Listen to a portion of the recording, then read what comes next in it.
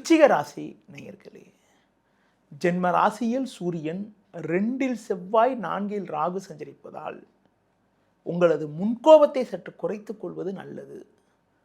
தேவையற்ற நெருக்கடிகள் ஏற்படும்.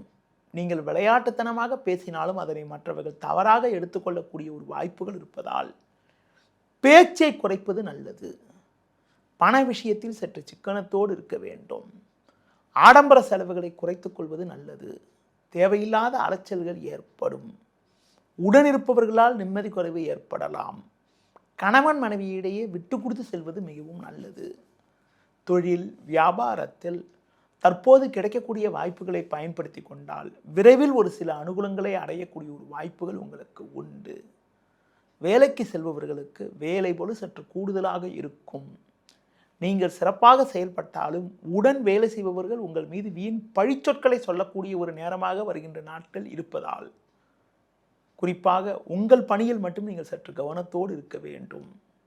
இந்த வாரத்தில் குறிப்பாக எந்த நாட்கள் உங்களுக்கு ஒரு சிறப்பான நாளாக இருக்கும் என பார்த்தால் 10 புதன், 11 வியாழன், 12 வெள்ளி, 13 சனி ஆகிய நாட்கள் சிறப்பான நாளாக இருக்கும்.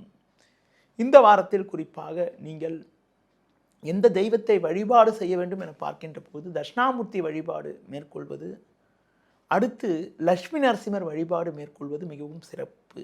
இந்த வாரத்தில் குறிப்பாக 7ஆம் தேதி உங்களுக்கு சந்திராஷ்டமம் இருப்பதால் அன்று மட்டும் நீங்கள் சற்று கவனத்தோடு நிதானத்தோடு இருப்பது, புதிய முயற்சிகளை தவிர்ப்பது மிக மிக நல்லது.